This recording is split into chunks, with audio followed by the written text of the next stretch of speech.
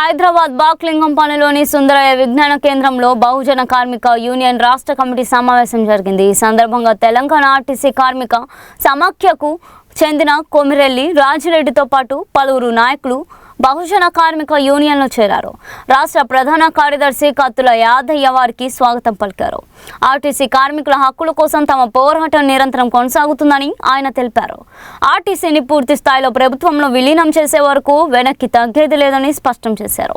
కార్మికుల సమస్యల పరిష్కారానికి త్వరలో కార్యాచరణ ప్రకటిస్తామని చెప్పారు. రానున్న కార్మిక సంఘం ఎన్నికల నేపథ్యంలో ఆర్టీసీ ప్రభుత్వ విలీనంపై అన్ని సంఘాలు ఏకమవ్వాలని పిలుపునిచ్చారు.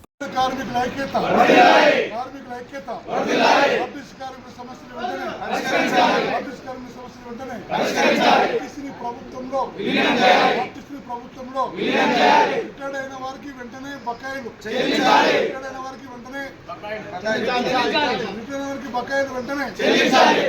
అన్ని యూనియన్లు రాబోయే ఎలక్షన్లో అన్ని యూనియన్లు విత్డ్రా కావాలంటే అంతే కదా. రాబోయే ఎలక్షన్ అన్ని యూనియన్లు ఇది చెప్పినటువంటి గొప్ప మహాపురుషుడు ఎవరు? గౌతమ బుద్ధుడు చెప్పాడు. లైట్ ఆఫ్ ఏషియా, ఆసియా ఖండానికి వెలుగు గౌతమ బుద్ధుడు. ఈ దేశానికి ఎవరు వచ్చినా, ఈ దేశం నుంచి ఎవరు పోయినా, ఉన్నటువంటి ఎవరు పోయినా కానీ మనం ఇచ్చేటటువంటి జ్ఞాపికలు ఏముంటాయి? అవి గౌతమ బుద్ధుడియే ఉంటాయి.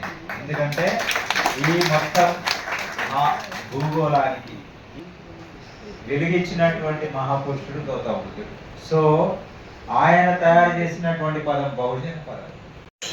బహుజన కార్మిక యూనియన్ రాష్ట్ర కార్యవర్గ సమావేశంలో మేము గతంలో ఎన్నో ఉద్యమాలు చేసి ఒక పెద్ద యూనియన్కి ఒక ట్రేడ్ యూనియన్గా నాయకులుగా కొన్ని జేఏసీ సంఘాలకి జేఏసీ ఏర్పాటు చేసి కొన్ని యూనియన్లతోటి కన్వీనర్గా పనిచేసి మరి మేము ఈ మధ్యకాలంలోనే అనుకోకుండా అతను రిటైర్డ్ అయిన తర్వాత న్యూట్రల్గా ఉండడం గమనించి మా బహుజన కార్మిక యూనియన్లోకి మీరు రావాలని చెప్పి రాజిరెడ్డి గారిని బహుజన కార్మిక యూనియన్ ప్రధాన కార్యదర్శిగా నేను ఆహ్వానించడం, వారికి లెటర్ రాయడం, వాళ్ళు స్వీకరించి మా యూనియన్లో ఈరోజు వారి యొక్క కార్మిక సమైక్య నుంచి వారు అందరూ వచ్చి ఇలా మా యూనియన్లో జాయిన్ అయినందుకు వారికి మేము ఘనంగా స్వాగతం పలుకుతున్నాం.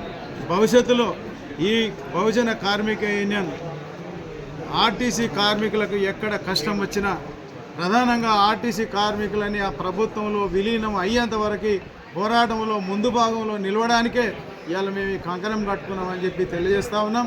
మరి మా యూనియన్లో జాయిన్ అయినటువంటి రాజిరెడ్డి గారు కానీ, చారి గారు కానీ, యాదయ్య గారు కానివ్వండి, మరి వినాయక రెడ్డి గారు కానీ, వీరందరికీ పేరున నేను స్వాగతం పలుకుతూ సుస్వాగతాలతో ఆహ్వానిస్తూ ఉన్నాం.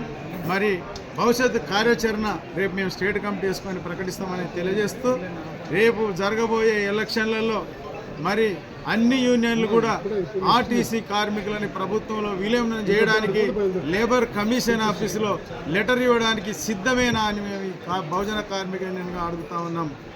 కాబట్టి దాని మీద కూడా మీరు అందరూ ఆలోచించి నిర్ణయం తీసుకోవాలని కూడా మేము ఆశిస్తూ ఉన్నాం. చేసుకుంటారు అసలు పెన్షన్ నుండి జీతాలు ఎక్కువ ప్రభుత్వ ఉద్యోగులకు వేలాది కోట్లు బకాయిలు చెల్లించడానికి ఇవ్వడానికి మేము స్వాగతిస్తున్నాం.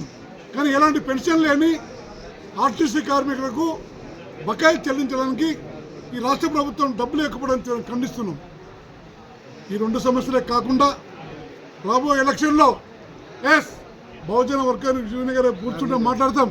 బహుజన కార్మిక యూనియన్గా అన్ని కార్మిక సంఘాలు బయట చెప్తున్నట్టు విలీనం ముద్దు ఎన్నికలు వద్దని, నిజంగా నీతి నిజాయితీ కార్మికుల పక్షపాతి ఉండి విలీనం కావాలని ఉంటే అందరం కూడా లేబర్ కమిషన్ దగ్గర మేము ఎన్నికల్లో పాల్గొనడం లేదని చెప్పి రాసిస్తే విలీనం ప్రక్రియ ప్రారంభమవుతుంది. దానికి సిద్ధంగా రాని యూనియన్ చెప్పి ఛాలెంజ్ చేస్తున్న కార్మిక సంఘాలకు ఎన్నటిపైన రేపు రాష్ట్ర కమిటీలో కూర్చొని నూతనంగా వచ్చిన కాబట్టి మాట్లాడాలి, ఇబ్బంది పడుతుందని చెప్పి మా తెలంగాణ సమాఖ్య డిసైడ్ చేసింది వీటికి పోరాడాలని చెప్పి.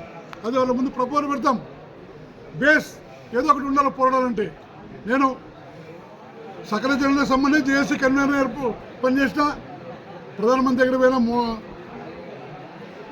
దేశ ప్రధానమంత్రి దగ్గరికి వెళ్ళా, చాలాసార్లు జేఏసీ కన్వీనర్గా పనిచేసిన, పెద్ద యూనియన్కి పనిచేసిన. నాకు బీకే యూనియన్ రావడం పదవికాంక్షతో రావడం లేదు. ఇప్పుడు ఒకసారి చెప్పాడు, ఇది దేశ చరిత్రలో మనకు రావాలని చెప్పి ఒక సంకల్పంతో స్ఫూర్తితోటి రావడం జరుగుతుంది. మా కలయిక బహుజన సంఘంలో మేము చేరిన కలయిక ఒక మార్పును తీసుకురావాలి ఆర్టీసీ కార్మిక జీవితాల్లో అని చెప్పి, ఆర్టీసీ కార్మికులు అని చెప్పి సంకల్పంతో చేరుతున్నాం కాబట్టి ఆ వైపు కృషి చేస్తానని చెప్పి మీ అందరికీ నేను తెలియజేస్తున్నాను. ఆర్టీసీలో ఒకవైపు విలీనం కావాలని కార్మికులు పోరాడుతుంటే, కార్మికులు కోరుకుంటుంటే కొన్ని యూనియన్లు కార్మికుల మధ్యలో విలీనం కావాలని డిమాండ్ చేస్తూ ప్రమాణం చేస్తూ దొంగచాటుగా ఎన్నికల్లో పాల్గొనాలని చెప్పి ఎన్నికల పేరు మీద చందాలు వసూలు చేయడము ప్రారంభించారు. అసలు విలీనానికి ఎన్నికలకు సంబంధం లేదని నేను భావిస్తున్నా. విలీనం కమిటీలో అవసరం ఉంటే అన్ని యూనియన్లు పెట్టి ఎవరి శక్తి మేరకు వారి సూచనలు సలహాలు ఇస్తారు, వారి పరిజ్ఞానాన్ని విలీన కమిటీ ముందు పెడతారు. ఎలాంటి భేదాభిప్రాయాలు లేవు. కానీ ప్రభుత్వము కొన్ని యూనియన్లు విలీనం కావాలంటే ఎన్నికలైన తర్వాత గుర్తింపు సంఘాన్ని పెడుతున్నదాన్ని ఈ జాప్యానికి లొంగుబాటుకు కారణమవుతుంది. ఒకే సంఘం కమిటీలో ఉంటే కార్మికుల హక్కులు కాలరాస్తపడతాయని చెప్పి నేను భావిస్తున్నా. అలాగే రిటైర్డ్ అయిన కార్మికులకు బకాయిలు చెల్లించడం లేదు. రాష్ట్ర ప్రభుత్వ ఉద్యోగులకు 2 సంవత్సరాలకి వెళ్ళి నెలకు 700 కోట్లు ఇచ్చుకుంటూ ఆ తర్వాత 1000 కోట్లకు పెంచుకుంటూ వచ్చింది. ఈ 3 నెలలకి వెళ్ళి నెలకు 2000 కోట్లు ఇస్తుంది. అంటే ఇప్పటికీ 13-14 కోట్లు ఉండొచ్చు రాష్ట్ర ప్రభుత్వ ఉద్యోగులకు. ఆర్టీసీ కార్మికులు కూడా రిటైర్ అయ్యారు, వారు కూడా బకాయిలు రావాలి. వాళ్ళకు 13,000 మంది ఉన్నారు.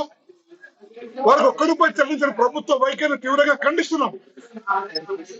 ఆర్టీసీ కార్మికుల బకాయిలు చెల్లించకపోవడం వల్ల